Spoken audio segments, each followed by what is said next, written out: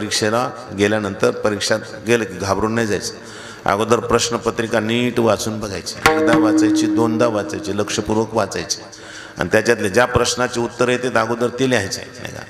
अगोदर ज्याचे आपल्याला नक्की उत्तर येतात ते अगोदर लिहायचं. सांगतात तिने वेळ ठेवायचा, कारण जे येते ते अगोदर नाही लिहिले आणि मागं जर ठेवले ते तर मग हे अगोदर ह्याच्यात वेळ जायचा आणि मग येणारं राहून जायचं, मग पुन्हा मार्क कमी पडते. त्याच्यासाठी अगोदर जे येतं ते अगोदर लिहायचं. पण ते लिहित असताना अगोदर प्रश्नपत्रिका नीट वाचवायची, लक्षपूर्वक वाचवायची नाही, म्हणजे त्याच्यामध्ये लक्षात येतं आपल्याला का प्रश्नपत्र वाचायचं. तसं इथं मी काय सांगतो ते लक्ष देऊन ऐकायचं म्हणजे नाही, काय सांगतो ते लक्ष देऊन ऐका. सगळ्यांनी सांगितलं ठीक आहे गुरुजी.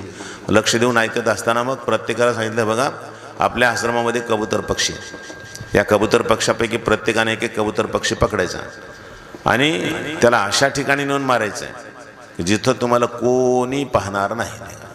अशा ठिकाणी नेऊन मारायचं जिथं तुम्हाला कोणी पाहणार नाही, तिथं कोणी नसलं पाहिजे, जिथं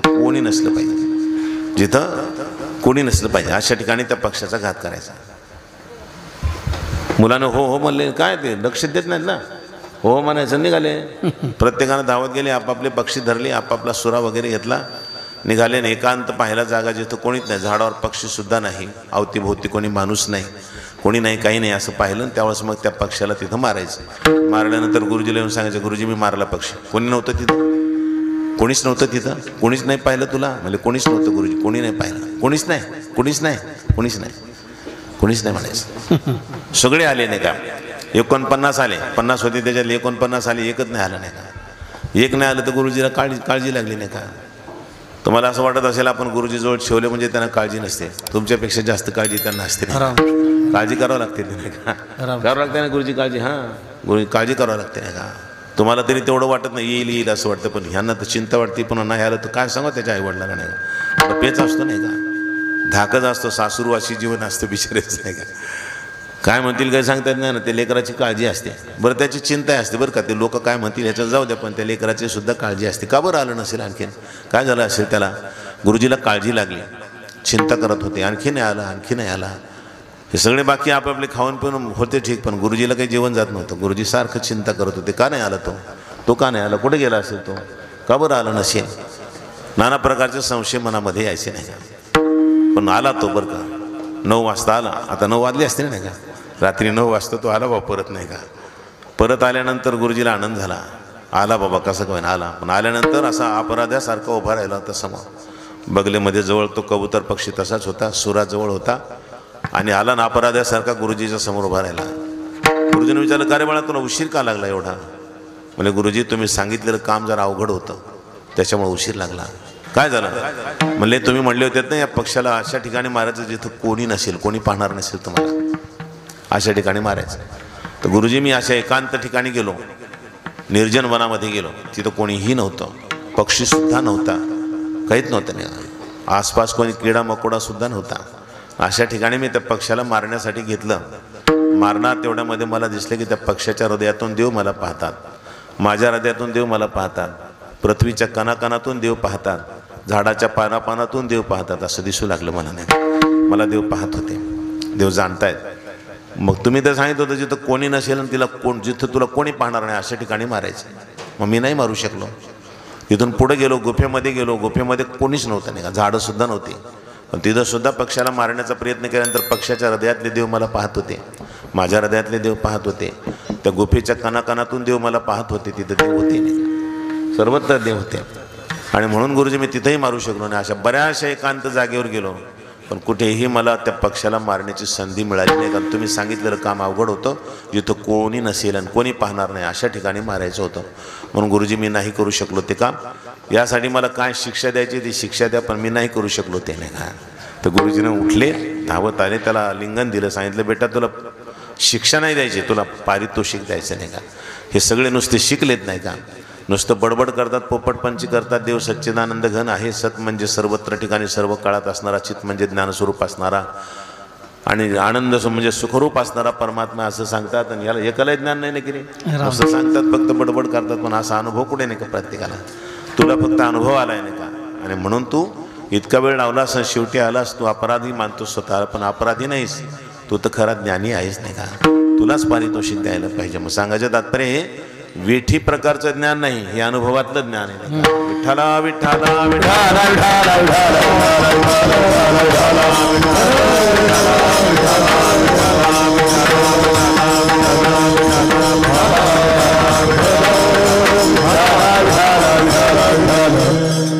दुसरा प्रकार आहे वार्ता. वार्ता प्रकार. वार्ता म्हणजे जे अनुभवी संत आहेत, त्या अनुभवी संतांच्या मुखातून देवाबद्दलचं ज्ञान ऐकावं. देवाबद्दल सांगतात ना, देवाबद्दल जसं सांगतात तसं ऐकायचं. तर ऐकणं ही वार्ता आहे. पण ही वार्ता सुद्धा फार महत्वाची. वार्ता म्हणजे ऐकत असताना काही गोष्टीचं लक्ष ठेवणं फार गरजेचं नाही का. ऐकत असताना सुद्धा ऐकायचं ते अशाच व्यक्तीचं ऐकायचं जे अनुभवी संत आहेत नाही का. कोणाचं ऐकत राहिलं ना माणसाची बुद्धी विचलित होऊन जाते नाही का. याचं वेगळं, त्याचं वेगळं, त्याचं वेगळं, त्याचं वेगळं, मग भिन्न भिन्न प्रकार होतात ना. मग ह्यानं वेगळं सांगितलं मग डोक्यामध्ये काहूर माजतं. मग ह्यांचं खरं का त्यांचं खरं नाही का. ते खरंच अनुभवी संत आहेत नाही का. आणि ते संत ओळखायला सोपे असतात. संतांची लक्षणं पाहून त्यांच्या लक्षणावरून आपण त्यांना जाणायचं आणि त्यांच्या संगतीत राहून भगवंताचं श्रवण करायचं. देवाबद्दल जसं सांगतात ते ऐकायचं. आणि ऐकत असताना फार लक्ष देऊन ऐकायचं नाही का. ऐकत असताना लक्ष देऊन ऐकणं फार गरजेचं नाही का. लक्ष दिलं पाहिजे. म्हणून तर माऊली सांगतात ना, अवधान एकली दीजे मग सर्व सुखाशी पात्र होईजे, हे प्रतिज्ञोत्तर माझे उघड ऐका नाही का. प्रतिज्ञा आहे म्हणतात नाही का. भगवान ज्ञानेश्वर माऊली सांगतात तुम्ही लक्ष देऊन ऐका. ऐकत असताना नेहमी लक्ष देऊन ऐका. ऐकणं हे फार चांगले नाही का. ऐकण्यामध्ये फार मोठा लाभ आहे. अभ्यास करूनही कदाचित देव मिळेल का नाही, मोक्ष मिळेल का नाही सांगता येत नाही. पण ऐकण्यामध्ये नक्की मोक्ष मिळेल म्हणतात माऊली. म्हणतात श्रवणाचे मिसे बैसावे एवोनी साम्राज्य भुवनी सुखिनांद. साम्राज्य भुवनी सुखिनांद. श्रवणाचे मिसे बैसावे एवोनी साम्राज्य भुवनी सुखिनांद.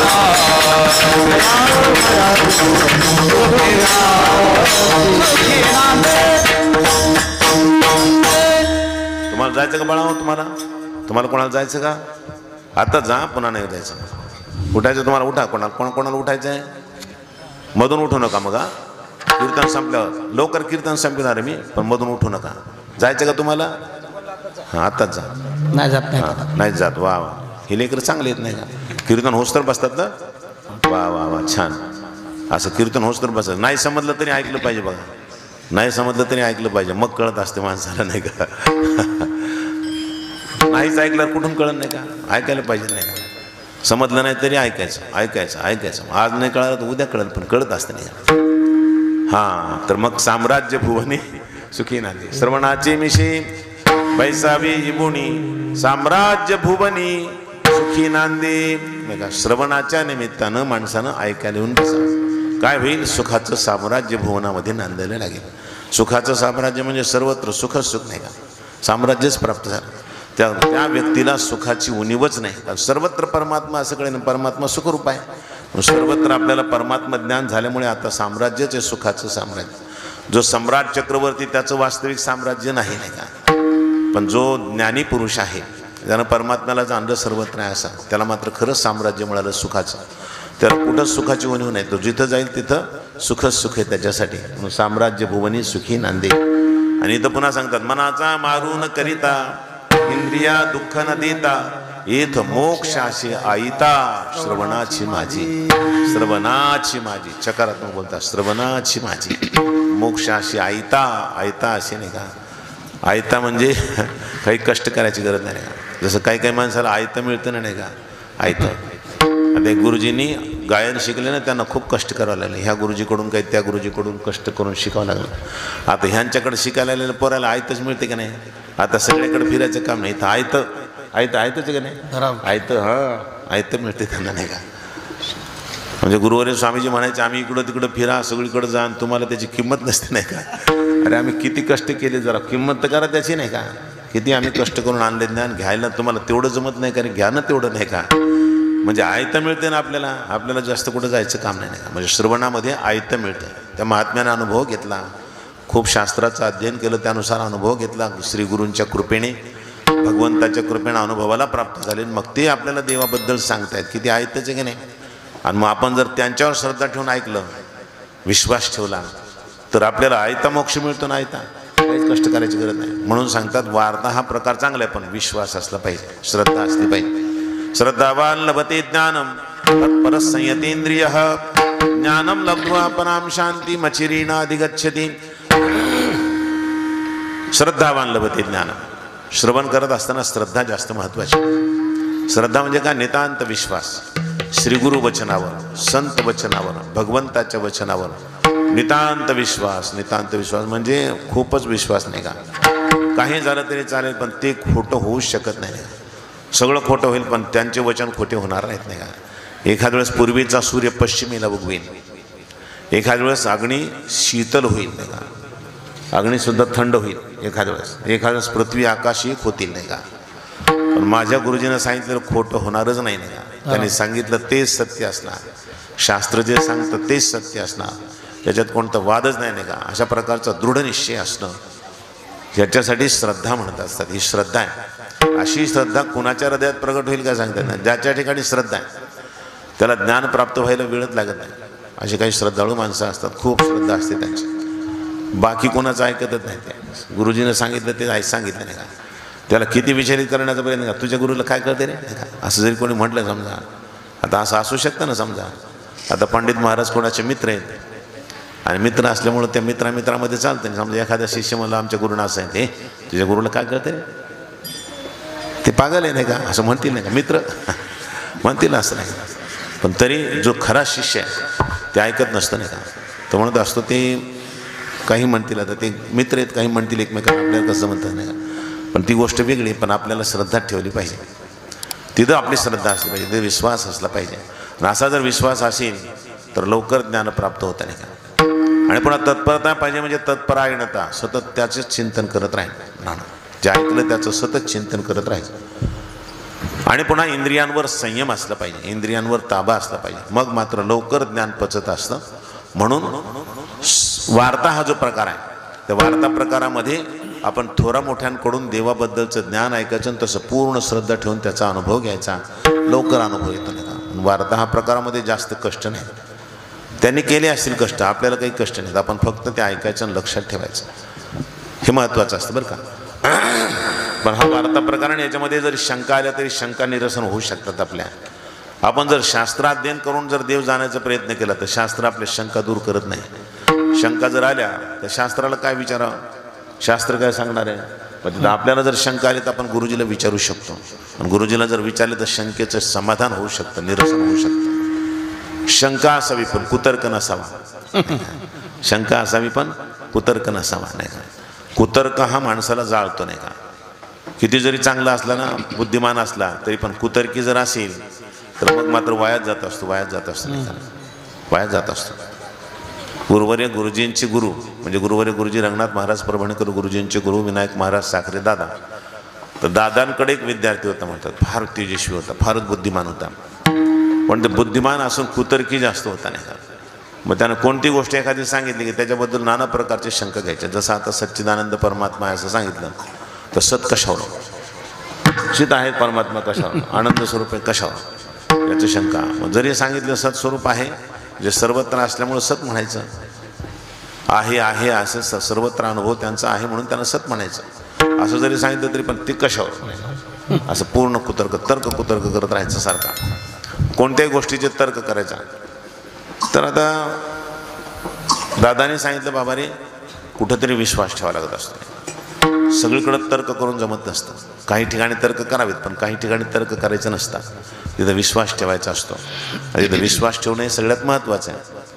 म्हणून आपल्या संप्रदायामध्ये शास्त्राच्या पलीकडे जातच नाही. शास्त्र म्हटलं की बस गुपचुपच बसायचं, तिथं काहीच तर्क करायचा नाही. शास्त्राच्या पुढं नाही. शास्त्र म्हणेल जे सांडावे राज्य ही तृण मानावे, जे घेववी ते न म्हणावे विषयही विरुद्ध. तस्मात शास्त्र प्रमाणंते कार्य व्यवस्थित होणे का. कार्य काय ना कार्य काय या बाबतीमध्ये शास्त्रच प्रमाण आहे, बाकीचा विचारच नाही. तिथं आलो आपण की बस तिथं शांतच बसायचं. तिथं पण वादविवाद नाही करत बसायचं नाही.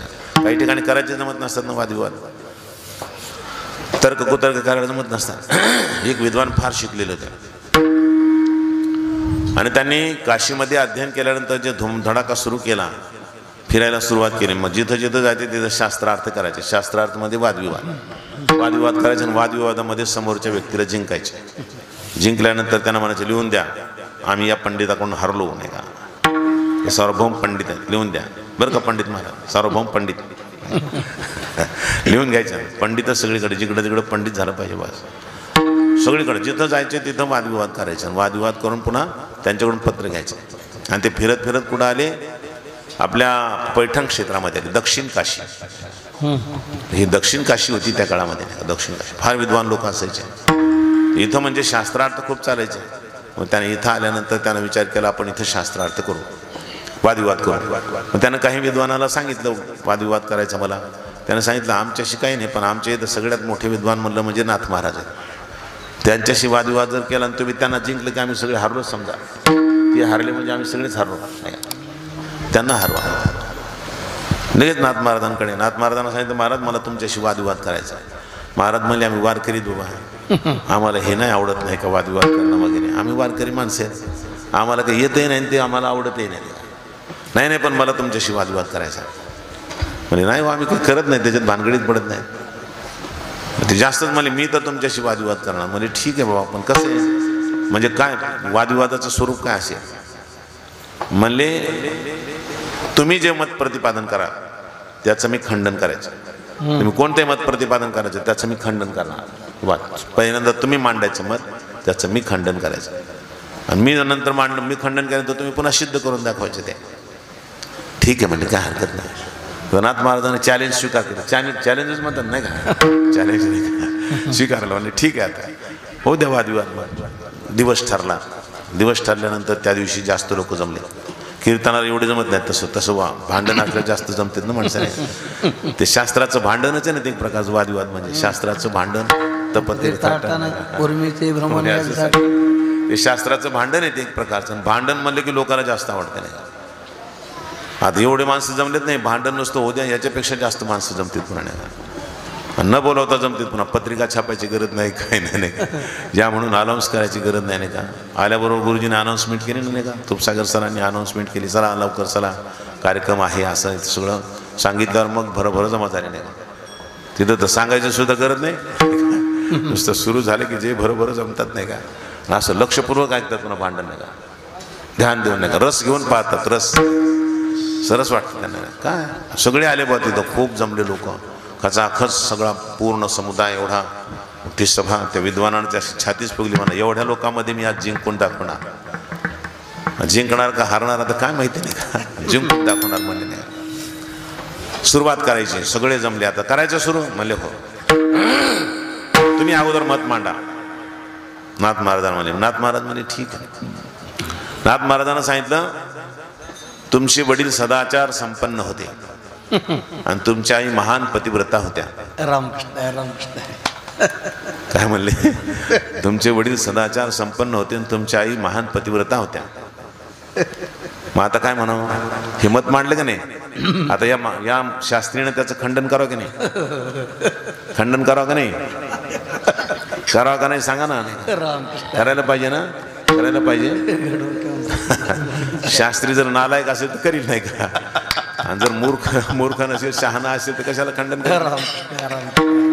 नालायक असेल तर खंडन करेल नाही का. नालायक होता का तो शास्त्री, ते जरा कळणारा होता ना, त्याला कळालं ते. बोला करा खंडन. 10 मिनिट वेळ दिला, 15 मिनिट दिला, बोला खंडन करा. कशाचं खंडन आलं, उठले पायावर लोट टांगण घातलं, बोले मला वस्तात तुम्हीच मिळालात म्हणे. नाही वस्तात मिळाला, तिथं नाही खंडन करता येत ना म्हणे. नाही इथं नाही खंडन करता येत नाही, तिथं विश्वासच ठेवा लागणार नाही. इथं खंडन नाही करायचं. जसं ते मत सांगितलं की त्याच्यावर पुन्हा वादविवाद करायचा नसतं. तिथं वादविवाद करायचा मूर्खता ठरेल ना. तिथं वादविवाद नाही, तिथं नतमस्तक होऊन मानायचं हो खरंच आहे, खरंच आहे, मानावंच लागतं नाही का. तसं इथं सुद्धा देव आहे म्हटलं की मानायलाच पाहिजे. तिथं वादविवादच नाही करायचा. म्हणतात ना आहेत कसे सच्चिदानंद स्वरूप देव आहेत, बास वादविवाद नाही करायचा. विश्वास ठेवायचा. विश्वासी तो करी स्वामीवरी सत्ता. हे निश्चित आहे, सकळ भोगिता होय. म्हणून सांगायचं तात्पर्य असं आहे, विश्वास फार महत्वाचा आहे. वार्ता ह्या प्रकारामध्ये विश्वास फार महत्वाचा आहे. तेवढा विश्वास ठेवून जर श्रवण केलं तर लवकरच नाही का. काना वचनाची भेटी सरिसाची पै किरीटी वस्तू होऊन उठी कवनू एकू जुळू नये का. कानाची वचनाची भेट झाली. गुरुजीनं शब्द सांगितले, देव आहेत आणि तूच देव आहेस अशा प्रकारचे शब्द सांगितले की लगेच अनुभव आला. मग मीच तो परमात्मा आहे अशा प्रकारचा अनुभव घेतला. ही वार्ता प्रकार सुद्धा भगवंताची प्राप्ती करून देऊ शकतो, मोक्ष प्राप्त होऊ शकतो जीवाला. आणि शेवटचा प्रकार आहे अत्यंती नाही का. अत्यंती प्रकार श्री गुरुनं सांगितलं तत्वमशी, ते ब्रह्म तू आहेस नाही का. जो योग्य अधिकारी आहे अशाच अधिकाऱ्याला सांगत असतात, कुणालाही सांगत नसतात नाही का. जो शुद्ध मनाचा आहे, सुमनू आणि शुद्धमती, अनिंदक अनन्य गती, पैगा गौप्य ही तया प्रती चावळे जे सुखे नाही का. भगवान ज्ञानेश्वर माऊली सांगतात सुमनू आणि शुद्धमती, सुंदर मनाचा आहे, शुद्ध बुद्धीचा आहे. अनिंदक अनन्य गती, अनिंदक आहे पण अनिंदा कुणाची करत नाही आणि अनन्य गती आहे नाही का. बऱ्याचशा माणसाला निंदा करायची फार सवय असते आणि निंदा करत असताना कोणाला सोडित नाही ते नाही का. जे आतापासून इथेपर्यंत सगळ्याचं झोडपी चालायचं, कोणाला सोडायचं नाही. ते महाराज असो का पोतराज असो, सगळ्याची निंदा करायची म्हणजे करायचीच नाही. ती कोणाला सोडायचंच नाही. टाळ करायची, महाराजाची करायची, पोतराजाची करायची, झाडणाराची करायची, सेवा करणाराची, सगळ्याची निंदा करायची. ते काही कोणाला सोडित नाही. असे निंदक असेल तर त्याला सांगूनही काही फायदा नाही. निंदकाच्या पदरात काही पडत नाही का. कारण ते सगळ्यांची निंदा करता करता त्याचं अंतकरण अशुद्ध होऊन जातं. काय फायदा त्याला. म्हणून अनिंदक अनन्य गती, पैगा गौप्य ही तया प्रती चावळी जे सुखे. गौप्य गूढ असणारं जे ज्ञान आहे ते त्याला खुशाल सांगावं. खुशाल सांगितलं, ऐकलं त्यानं की ऐकल्यानंतर त्याचा निश्चयच होता नाही का. त्याने सांगितलं तत्वमशी, ते ब्रह्म तू आहेस असं सांगितल्याबरोबर एवढीच मारतो अहम ब्रह्मास्मी नाही का. लगेच निश्चय काय करतो की मी ब्रह्म आहे नाही का. असा जो प्रकार आहे लगेच मी ब्रह्म आहे, मी सच्चिदानंद घन परब्रह्म आहे. अजो नित्य शाश्वतो यम पुराणो न हन्यते हन्यमाने शरीरे अशा प्रकारचा दृढ निश्चय तो करत असतो. मी वासुदेव तत्त्वता, मी वासुदेव तत्त्वता,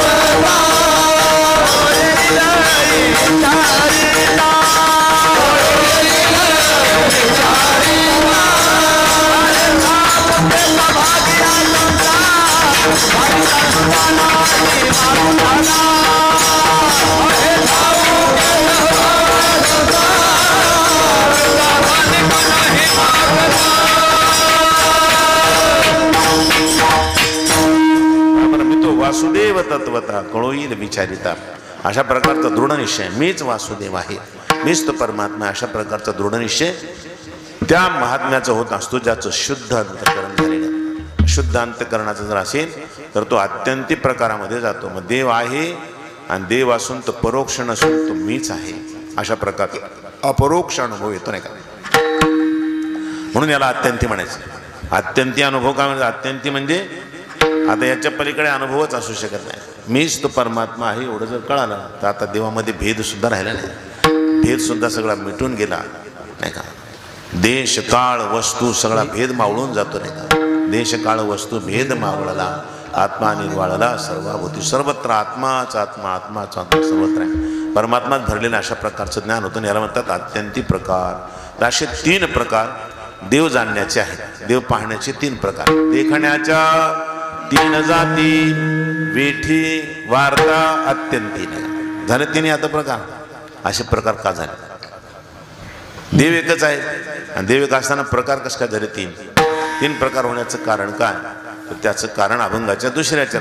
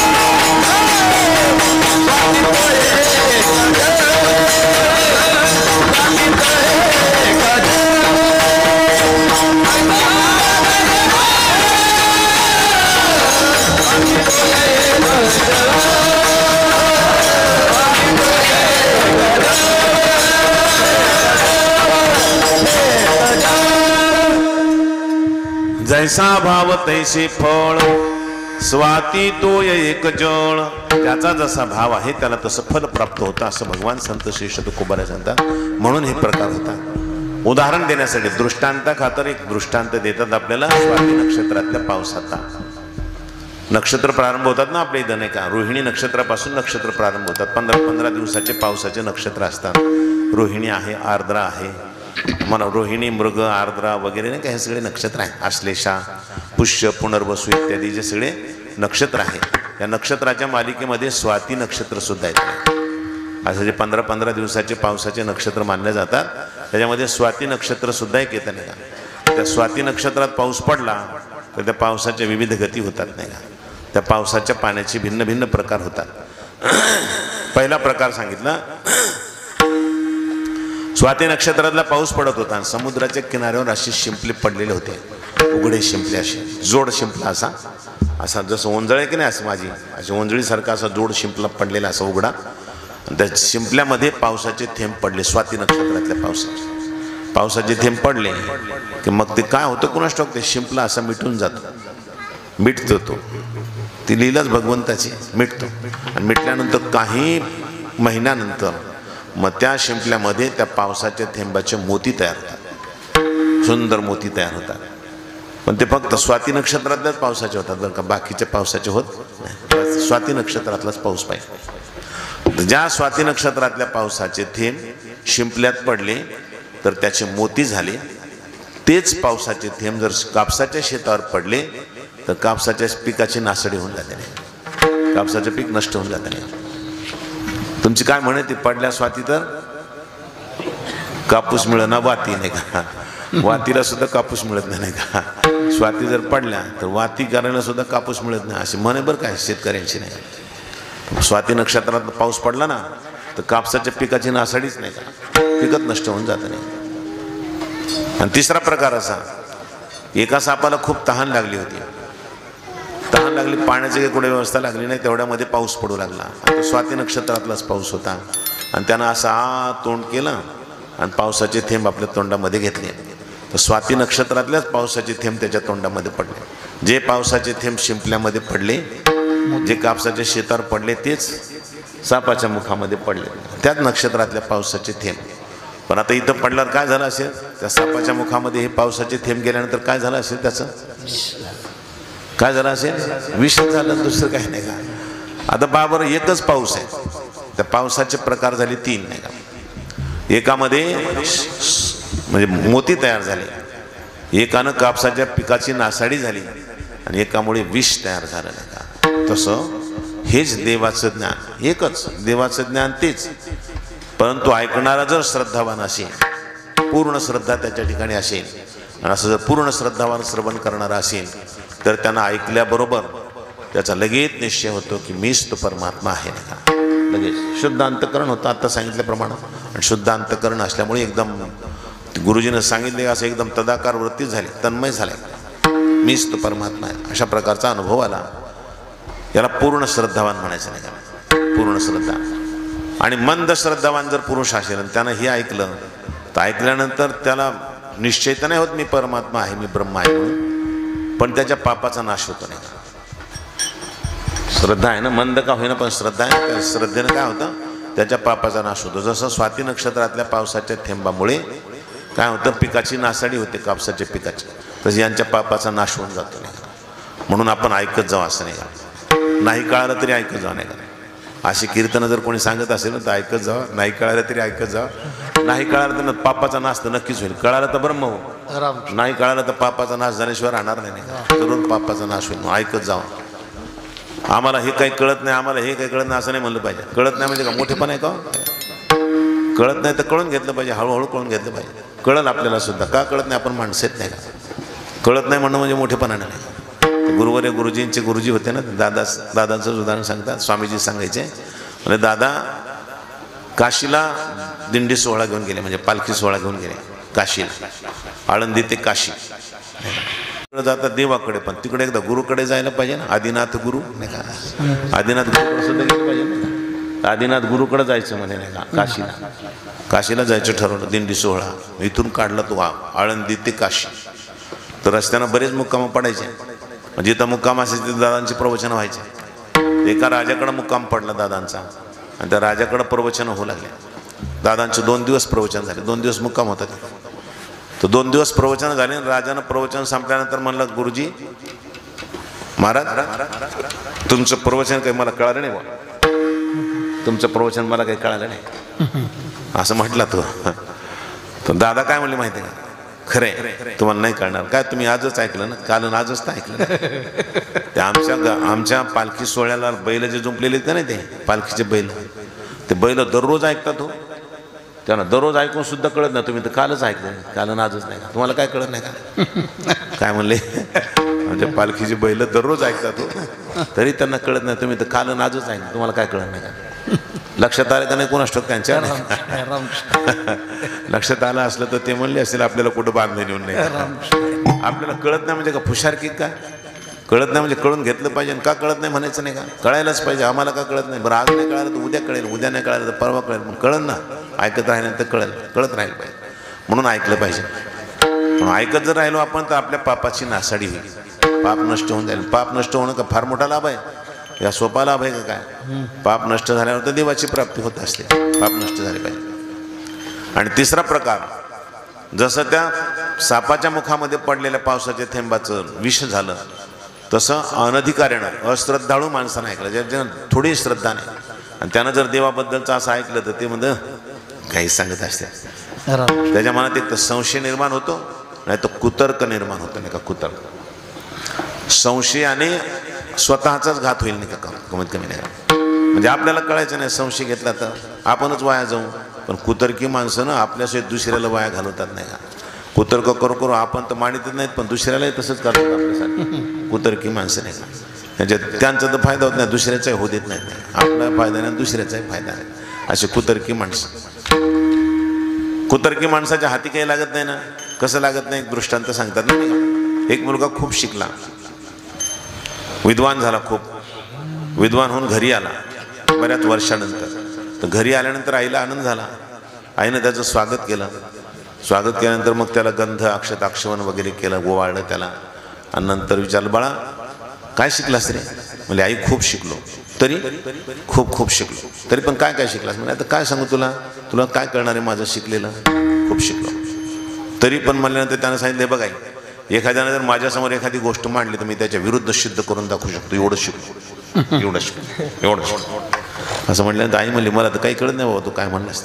तुला काय कळणार आहे आई, जाऊ दे, तुला काही कळणार नाही. म्हणजे जाऊ दे, नाही कळत म्हणतोस तर राहू दे बाप्पा, काय हरकत नाही. तर बसल्यानंतर मग तिनं काय केलं, त्याच्यासाठी लड्डू केले होते. लाडू असतात ना, डिंकाचे म्हणा कशाचे लाडू केले असते, ते लाडू मुद्दाम दिले. बाळा म्हणजे खाय. आईचं प्रेम. आईनं ते 2 लड्डू एका प्लेटमध्ये दिले. त्यानं ते 2 लड्डू घेतल्यानंतर सांगितलं, आई तुम्हाला विचारलंस ना काय शिकलं असते, तुला मी काय शिकलो ते ह्याच्यातच चमत्कार दाखवतो, त्या लाडूमध्येच. म्हणजे कसं काय. म्हणजे लाडू किती आहेत सांग. आई म्हणली 2 आहेत. तुम्हाला कसं काय 2 आहेत. 2 कसं काय. ते म्हणजे धडधड दिसायलाच ना 2 आहेत. कसं काय सांगू म्हणजे काय, धडधड दिसायलाच की 2 आहेत. नाही पण सांग ना कसे काय 2 आहेत. नाही का. मग आईनं काय केलं, ते 2 लाडू होते ना असे, समजा हे 2 लाडू आहेत, हे 1 आणि हे 2 असे. दुसऱ्या पहिल्या लाडूवर हात ठेवला, हे 1, आणि दुसऱ्या लाडूवर हात ठेवून सांगितलं हे 2. मला इथं तर लाडू 3 सिद्ध व्हायला. 1 आणि 2 3 झाले. 1 आणि 2 3. तू काय म्हणली, हे 1 आणि हे 2. 1 आणि 2 3. तू म्हणलीस लाडू 2 आहेत, मी सांगतो 3 आहे. तू म्हणली नाही का, हे 1 आणि हे 2. 1 आणि 2 3. आई म्हणली, मला तर धडत हे 2 दिसायले तर तू 3 कसं म्हणतो रे. म्हणली, हे तर शिकलो नाही का, हेच शिकलो मी नाही का, हेच शिकलो नाही का. आई म्हणली, मला तर काहीच कळना बाबा, काहीच कळना. मी सांगतोय ते बरोबर. 3 झाले का नाही सांग. तू म्हणले नाही, हे 1 आणि हे 2. 1 आणि 2 3. त्याचा तेच धडाका सुरू. त्याचे वडील शिकलेले होते महाराजांसारखे नाही का. महाराजांनी पाहिले 2 जण भांडले, मायलेकर 2 जण भांडतायत. म्हणे इकडे इकडे काय चाललं तुमचं, काय चाललंय. आल्यानंतर म्हणले काय नाही, पाहू काय शिकून आलं. आई माऊली म्हणली, मालकाला म्हणते, पाहू काय शिकून आलं कोणास ठाऊक. मी त्याला 2 लाडू खायला दिले तर म्हणतो हे लाडू 3 आहेत. आता धडधड 2 दिसायले तर तो म्हणतो 3 आहेत. नाही का रे, कसं काय 3 म्हणतो. म्हणजे बाबा मी आईला विचारलं लाडू किती आहेत. आई म्हणली 2. म्हणजे कसं काय. तर आईनं काय केलं, एका लाडूवर बोट ठेवलं. म्हणजे हे 1 आणि हे 2. तर बाबा 1 आणि 2 किती होतात, तुम्हीच सांगा. 1 आणि 2 किती होतात. म्हणजे 3. मी तेच म्हणालो मी आईला की 3 आहेत म्हणून नाही का. मग तुझं म्हणणं काय म्हणले लाडू 3 आहेत. म्हातारीला विचारलं तुझं म्हणणं काय म्हणले 2 आहेत. पुन्हा विचारलं तुझं म्हणणं काय म्हणलं 3 आहेत लाडू. लाडू 3 आहेत ना म्हणले हो 3 आहेत. मग त्याने काय केलं एक लाडू उचलला म्हातारीच्या हातावर दिला. खाय म्हणले खाय तू खाय. तिला खायला लावला आणि दुसरा लाडू घेतला आणि त्याच्या देखत खाल्ला आणि म्हणले तिसरा सिद्ध केलेला लाडू तू खाय आता. तिसरा सिद्ध केलेला लाडू आता तू खा. मेलं का नाही उपाशी. तर्क करून काय मिळालं उपाशीच मरावं लागलं ना नाही का. काहीच खायला नाही मिळालं मेला उपवाशी. हे तर्कानं काय फायदा झाला स्वतःचा तरी काय फायदा काय. म्हणून तार्किकाचा टाका संग पांडुरंग स्मरा. हो मग हे काकासारखे माणसं फार हुशार. असं तार्किक जरा अगोदरच सावधान असतात ते नाही का. त्याच्या अगोदरच योजना करून ठेवतात नाही का फार सावधान. हे असं एक माणूस काकासारखा हुशार होता. तो गावामध्ये मारुती राहायला दिवा घेऊन चालला होता. अमावस्याला वगैरे नेतात ना नाही का दिवा. दिवा घेऊन चालला होता. पूर्वीच्या काळामध्ये काडी पेट्या वगैरे नसायच्या ना त्याने का. त्यासाठी घरून दिवा लावून घेऊन जायचा. दिवा लावून घेऊन चालला होता. तेवढ्यामध्ये रस्त्यामध्ये भेटला बहुतेक तार्किक कुतर्की माणूस होता. तो रस्त्यात भेटल्यानंतर ए कुठं चाललास. हाट केलंस का ते बी तसा सुद्धा हाट केलंस का नाही. पण हाट केलं तरी काय झालं कुठं चाललास म्हणजे मंदिरामध्ये देवाला दिवा घेऊन. काय मूर्ख माणसं तरी मला काही बी करतात म्हणाले येईल ते आपलं काही विचार करीत नाहीत काय नाहीत. आपलं उठलं की सोडलं काही करत राहतात. म्हणजे काय झालं नाही पण विचार करायला पाहिजे ना कोणत्या गोष्टीचा. म्हणजे काय विचार करायचा. अरे पण विचार करा कशाचा विचार करायचा. म्हणजे हे बघ तू आता हे दिवा घेऊन चाललंस का नाही मारुतीरायाच्या मंदिरात. म्हणजे हो. मग ही दिव्याची ज्योत आहे की नाही. म्हणजे हो. हे कुठून आली सांग बरं. केला का कधी विचार त्याचा कुठून आली ही दिव्याची ज्योत सांग. आता हे फार हुशार होता नाही का. मी सांगितलं ना काकासारखा हुशार होता नाही का. तो हुशार होता. त्यानं काय केलं म्हणजे आता ह्याला जर म्हणलं ना इथून आली तर ते मग तिथं कुठून आली. आणि जर तिथून आली मग तिथं कुठून आली. ही अर्धा घंटा 1 घंटा तर मला सुरू देत नाही का. यानं काय केलं ते पटकन दिवा फू करून विझून टाकला. दिवा विझवल्यानंतर ते मला विझवला का म्हणजे काऊन म्हणजे तुला काय करायचं माझं काम आहे ते मी आणलं होतं लावून मी विझवला नाही. पण का विझवला म्हणजे याच्यासाठी कशासाठी म्हणजे तू म्हणलास की नाही दिव्याची ज्योत कुठून आली. म्हणजे हो. आता मी दिव्याची ज्योत मालवली का नाही. म्हणजे हो. मग ती गेली का नाही दिव्याची ज्योत. मला गेली. कुठे गेली सांग. दिव्याची ज्योत कुठे गेली सांग नाही का. ते मला कुठे गेली मला कसं काय सांगता येईल. मला मग कुठून आली मला कसं सांगता येईल नाही का. तुला जर कुठे गेलेली सांगता येत नाही मलाही कुठून आली हे सांगता येत नाही का. अशा कुतर्की माणसाला असेच उत्तर द्यावं लागतं. त्याला मुस्काटदाबीचे उत्तर म्हणतात नाही. त्याला कोणते उत्तर म्हणतात मुस्काटदाबीचे उत्तर. तिथल्या तिथंच नाही का ते त्याला जमतच नाहीत. असं त्यांना चांगली उत्तरं देऊन ते मानितच नाहीत ना. मग त्याला तशी उत्तरं द्यावं लागतात नाही का. तिथल्या तिथं ठेसायचं नाही का. ठेसण्याचं म्हणतात नाही का. मुस्काटदाबी म्हणजे ठेसणे नाही का. तिथं ठेसायचं त्याला बाकीचा प्रश्नच नाही काही. अशी उत्तरं द्यावे लागतात. मग सांग कुठं गेली सांग. ते मला कुठे गेली मला सांगतात. म्हणजे मलाही कुठून आली तर सांगतात. जाय तिकडे नाही का. बरोबरी झाली. याला कुतर्की म्हणतात. अशा काय होते ज्याच्या ठिकाणी श्रद्धा नाही त्यानं जर अशा प्रकारचं ज्ञान ऐकलं तर त्याच्या ठिकाणी देवाचं ज्ञान तर होत नाही पण कुतर्क निर्माण होतात संशय निर्माण होतात. आणि संशयाने माणूस वाया जात असतो. 3 गोष्टी घातक आहेत जीवासाठी नाही का. आज्ञश्च अश्रद्धधानश्च संशयात्मा विनश्यते. अज्ञानी अश्रद्धाळू आणि संशयात्मा तिघांचा नाश होत असतो असं भगवंत सांगतात नाही का. अज्ञानी माणसाचा नाश होत असतो. पुन्हा अश्रद्धाळू ज्याच्या ठिकाणी श्रद्धा नाही तो सुद्धा नष्ट होत असतो. आणि संशयात्मा ज्याच्या मनात संशय असतात अशी माणसं सुद्धा नष्ट होत असतात. म्हणून या 3 गोष्टी नसल्या पाहिजे. अज्ञान नसलं पाहिजे अश्रद्धा नसली पाहिजे आणि संशय नसला पाहिजे. या 3 गोष्टी नसल्या पाहिजे. तर मग सांगायचं तात्पर्य जैसा भाव तैसे फळ स्वाती तो एक जळ. जसा जसा भाव आहे तसं त्याला फळ मिळतं. तसं स्वाती नक्षत्रातल्या पावसाचे 3 प्रकार होतात तशाच प्रकाराने हे सुद्धा होतं. पण एवढ्यानं नाही समजलं मग आमच्या साधू संतांची गोड अशा प्रकारची पद्धती ते एका दृष्टांतानं नाही समजलं तर दुसरा दृष्टांत सांगतात. पण सिद्धांत गळीच उतरवतात नाही.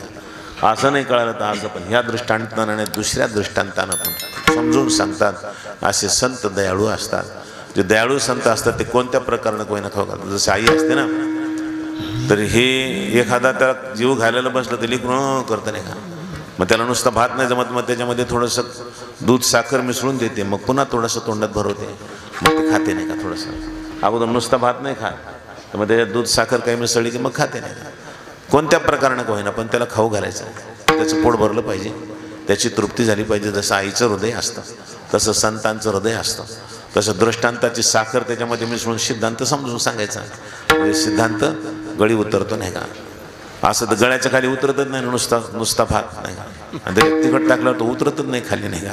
त्याच्यात जरा गोड टाकलं की मग जरा गट खाते नाही का, पटपट खाते नाही. जसं हे आहे तसं आहे, दृष्टांताची साखर त्याच्यामध्ये मिसळली म्हणजे जरा खातात प्रेमाने नाही का, खातात प्रेमाने. एक दृष्टांत दिला स्वाती नक्षत्रातल्या पावसाचा. आता दुसरा दृष्टांत देतात अभंगाच्या 3ऱ्या चरणामध्ये. पाहे सांगे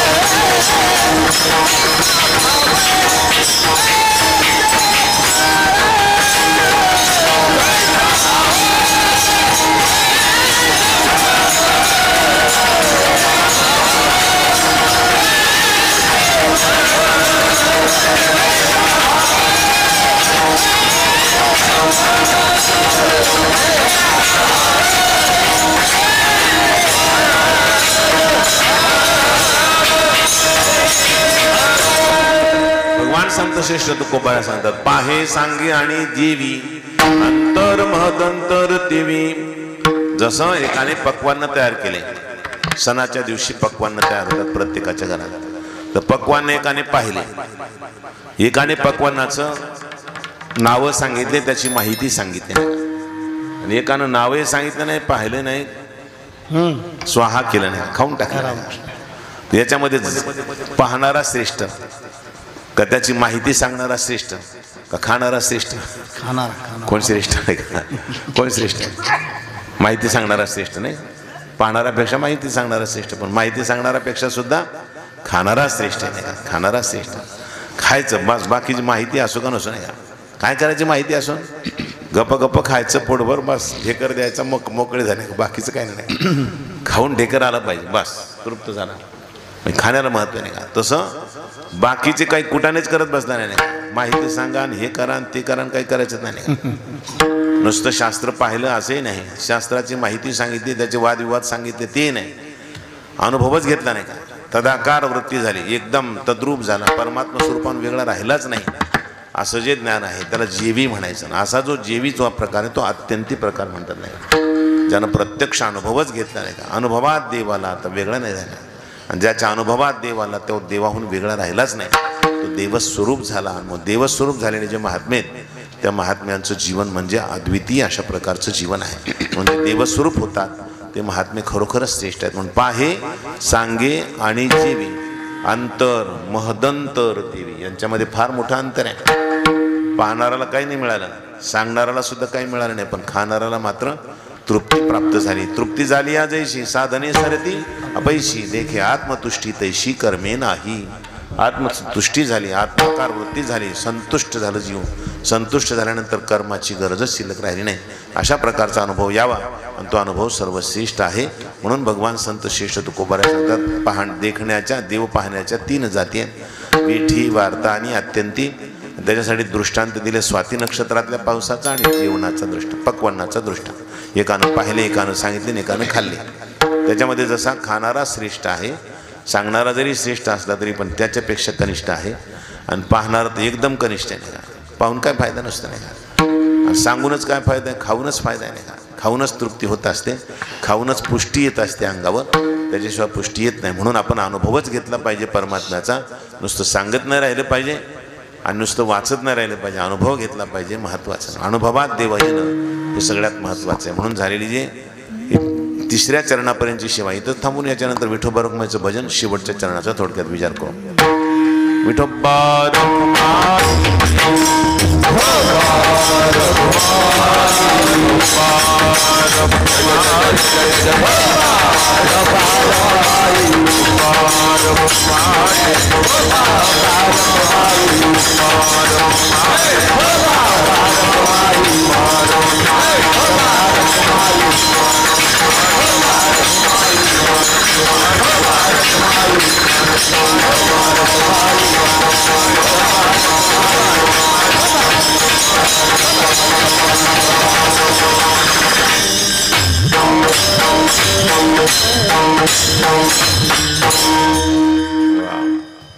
चाल घ्यायची का तुमच्या हा. तर अभंगाच्या शेवटच्या चरणामध्ये भगवान संत श्रेष्ठ तुकोबाराय सांगतात, तुका म्हणे हिरा पारखिया मूढागारा. भगवान संत श्रेष्ठ तुकोबाराय सांगतात, हिरा कोणासाठी? पारखी माणसासाठी. तुका म्हणे हिरा पारखिया आणि मूढागारा.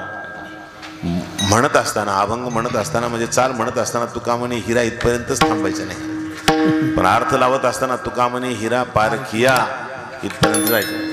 पुन्हा दुसरा शब्द तयार, दुसरं वाक्य तयार करायचं, मूढागारा. पारखिया हिरा आणि मूढागारा. पारखी जो माणूस आहे त्याला हिरा आहे, आणि जो मूर्ख आहे त्याच्यासाठी गारगोटे नाही का? गारगोट चमकणारी असते का नाही? मग चमकणारी गारगोट जशी तसं हिरा चमकणार आहे, बस. बाकी काय, ही गारगोटच आहे असं वाटतं त्याला. पण जाणकार माणूस मात्र त्या हिऱ्याची पारख करून घेत असतो. हिरा हिराच आहे. हिऱ्याची जशी पारख जाणकाराला असते, सगळ्यांना नसते, तशाच पद्धतीनं देवाची पारख सुद्धा सगळ्यांना नसते. म्हणून देवाची पारख नसणाऱ्यांना फार मोठेपणा देण्याची गरज नाही का? ती गारगोटी समजायला त्याला काय, हिऱ्याला गारगोटी समजणाऱ्याला काय मान द्यायचं नाही? त्याला कुठे एवढं माहिती नाही का? त्याला काय ज्ञान आहे? त्याचं काय एवढं महत्त्व मानायचं नाही का? म्हणजे हिऱ्याला गारगोट समजणार आहे त्याला काय फार मोठं महत्त्व देण्याची गरज नाही का? मूळ आहे. हां, जो हिऱ्याला हिरा समजतो तो शहाणा आहे. म्हणून देवाला देव समजणारा तो शहाणा आहे, आणि देवाला दगड समजणारा कुठून शहाणा आहे नाही का? म्हणजे दगडाला तर देव म्हणतात, आपल्याला कोणी म्हणते अरे आम्ही दगडाला नाही देव, दगडात सुद्धा देव पाहतो. आम्ही काय करतो? दगडात सुद्धा देव पाहतो. भाव धरित सगळीकडे देव आहे तर दगडात का नाही असं म्हणायचं. सगळीकडे जर देव आहे तर दगडात का नाही? दगडात सुद्धा देव आहे नाही का? म्हणून दगडाला देव नाही, दगडात सुद्धा देव पाहतो आम्ही नाही असं म्हणायचं नाही. म्हणजे सगळीकडे देव आहे, दगडातही आहे. म्हणून सांगायचं तात्पर्य असं आहे, असा हा हिरा जो आहे तो पारखी माणसासाठी आहे. एक दृष्टांत सांगतात ना, एक माणूस शेतामध्ये चालला होता पाखरांचं राखण करण्यासाठी. पूर्वीच्या काळामध्ये पाखरं राखावं लागायचं नाही का? ते ज्वारीचे पिकं जास्त असायचे, गव्हाची पिकं कमी असायची त्या काळामध्ये. ज्वारी जास्त असायची, पाणी नव्हतं ना सगळ्यांकडं, तर गव्हाचं पीक नसायचं, मग ज्वारीच असायची. ज्वारी सगळ्यांच्या शेतामध्ये असायची, तर ज्वारीचं राखण करावं लागायचं. पक्षी खूप असायचे ना त्या काळात. आता बिचारे पक्षी सुद्धा नष्ट झाले त्या औषधांनी, ह्यानं त्यांना मरून गेले बिचारे पक्षी. ते आमच्या आश्रमातला सप्ताह झाला ना की कावळी यायची खूप नाही का? ते आमच्या आश्रमातले कार्टे म्हणायचे आता कावळ्यांचा सप्ताह सुरू झाला, आपला संपला आता. हे कावळे जमायचे नाही का सगळे, सकाळ संध्याकाळ ते बुंदी पडलेली खायला नाही का? खायला सगळे कावळे जमायचे. 4-5 दिवस 8 दिवस त्यांचे राहायचे. ते त्यांचं ते सगळा समुदाय कावळ्यांचा. आता येच ना, ते मेले बिचारे राहिलेत नाहीत नाही का? कावळे सुद्धा सगळे संपले नाही का? 4-2-10-5 येतात पण ते सगळे येत नाहीत. सगळे कावळ्यांचे म्हणजे सप्ताहच व्हायचं त्यांचं एक पुन्हा नाही गेले नाही का ते. पण सांगायचं तात्पर्य असं पक्षी असायचे ना, ते पक्ष्यांना हाकण्यासाठी शेतात गोफण घेऊन जायचे माणसं आणि ते वर उभा राहण्यासाठी केलेलं असायचे. पिकापर्यंत दगड गेला पाहिजे म्हणून वर उभा राहायला केला. माळा म्हणायचे ना त्याला, कोणी मळा म्हणतात, कोणी माळा म्हणतात नाही का. मळाच म्हणतात का माळा, मळा आहे का, अन्न मळा म्हणते नाही का, आपण माळा म्हणतो नाही का. माळा काय मळा काय जे असेल ते नाही का.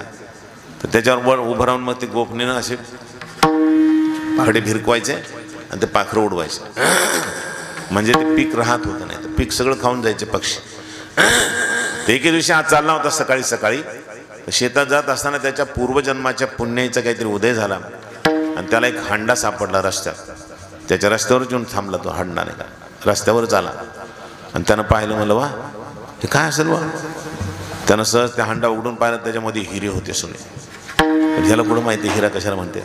हे मला वा काय गोल गोल दगड मला छान एकदम चमकदार दगड, वा खूप छान झालं म्हणलं, आज पाखरं उडवण्याची मजा येईल मला. घेतला त्यानं तो हांडा आणि त्या मळ्यावर गेला. मळ्यावर गेल्यानंतर त्या गोफणीमध्ये तो एक एक दगड घालायचा, बरोबर ह्या करायचा आणि फेकून द्यायचा.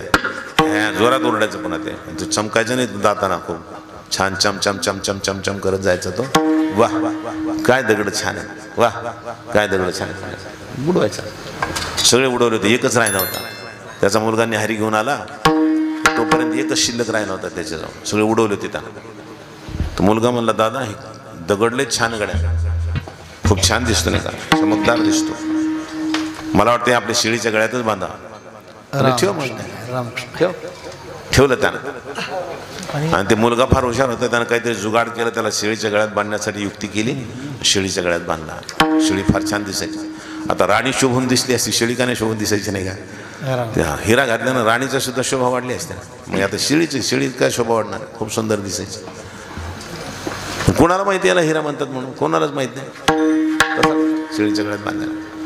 मुलीचं लग्न आलं त्याच्या, आणि मुलगी लग्नाला आल्यानंतर आता मुलीच्या लग्नाची काळजी पडली, कसं करावं. आणि ज्या वर्षी लग्न करायचे त्या वर्षी शेतच पिकलं नाही जास्त. आणि त्या काळामध्ये लवकर लवकर लग्न करून उरकायचं असायचं नाही का.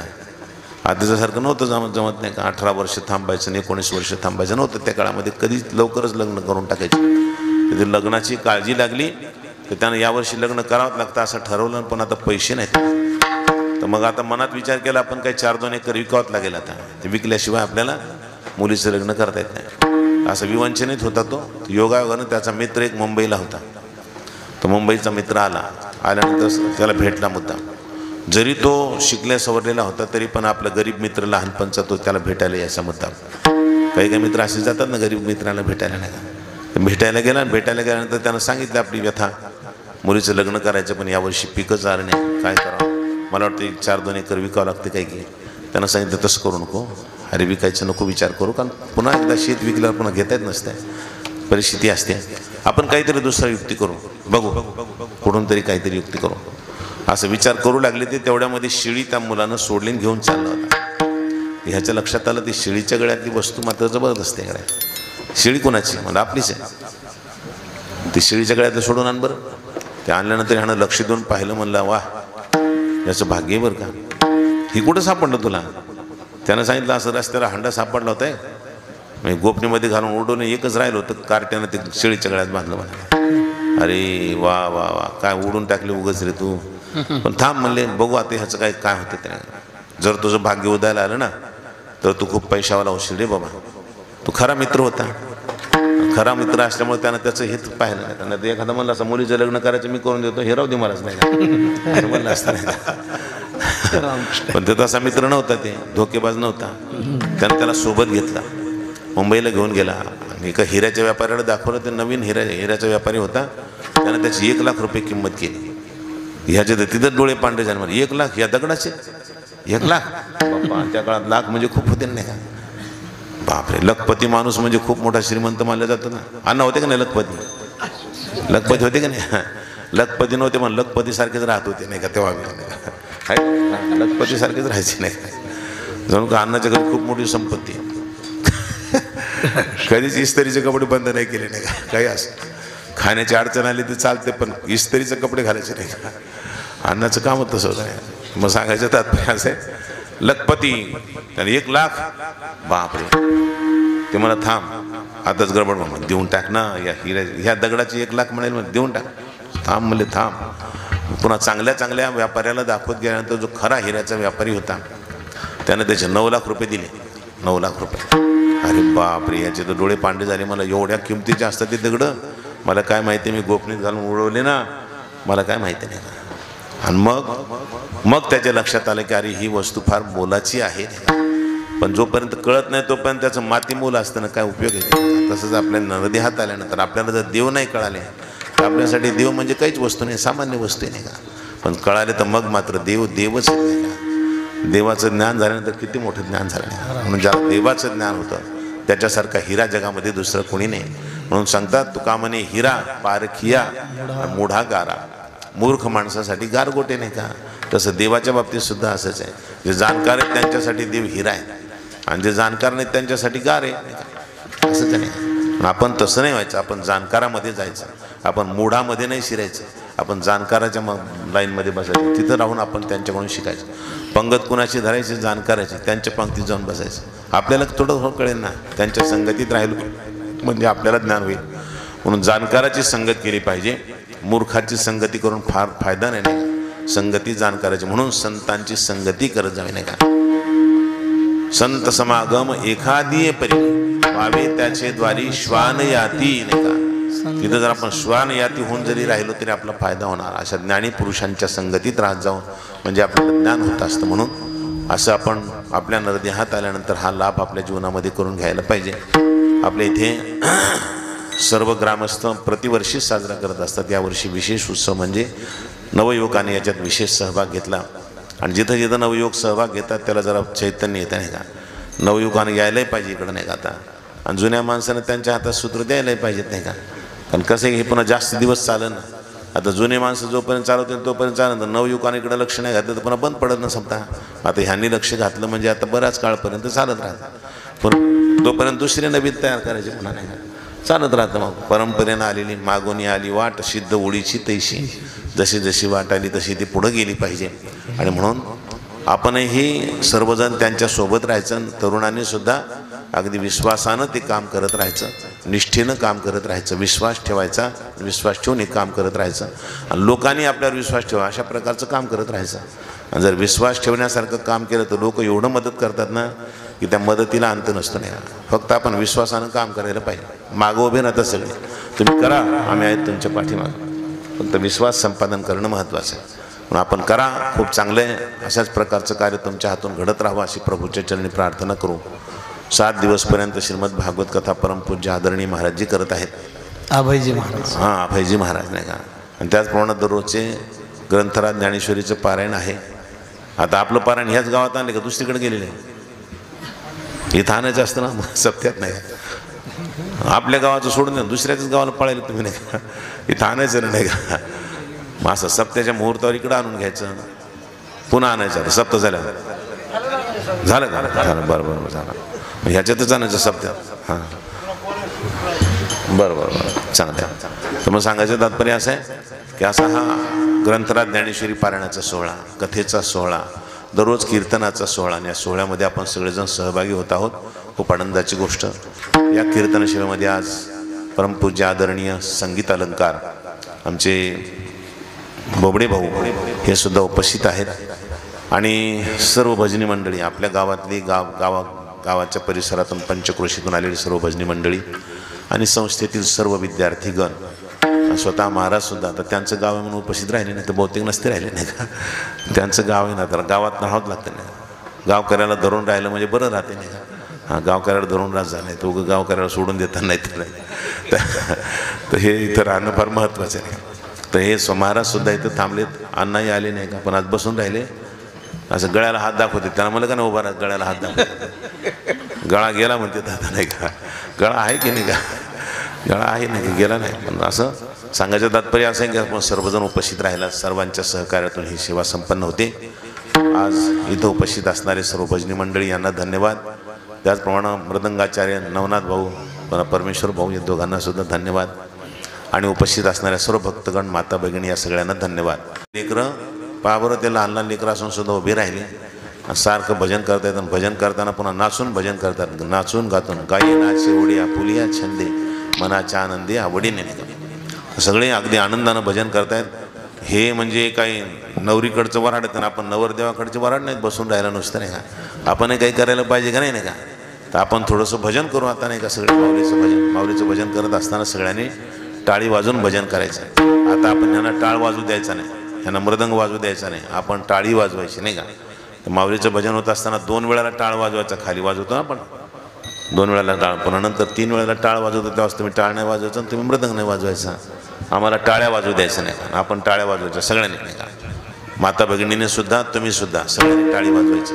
त्याचा फायदा आहे म्हणून नाही का, नुकसान आहे म्हणून नाही, फायदा आहे याच्यामध्ये. जर इमानदारीनं टाळी वाजवली ना आपण चांगली जबरदस्त इमानदारीनं दात खाऊन नाही का, तर हातावर आपले काही विशिष्ट केंद्र आहे, तिथं दाब येतो. दाब आल्यामुळे ॲक्युप्रेशर होतं आणि ॲक्युप्रेशरमुळे आपले बरेचसे रोग औषधं वाचून जातात नाही का. नसले तर होत नाहीत पुन्हा नाही का. औषधं वाचून जातात, नसले तर होत नाहीत.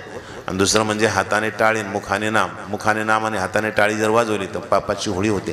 आणि तिसरं म्हणजे जर झोप आली असली तर झोपही पळून जाते जर इमानदारीने टाळी वाजवली तर नाही. म्हणजे घरी जाऊन अडकळण्याचं काम नाही का, अडकळून पडायचं काम नाही. सगळ्यांनी टाळी वाजव. हरी ज्ञानेश्वर माऊली ज्ञानराज माऊली तुकाराम ज्ञानेश्वर माऊली ज्ञानराज माऊली तुकाराम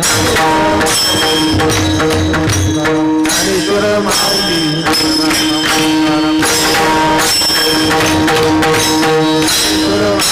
ज्ञानराज माऊली तुकाराम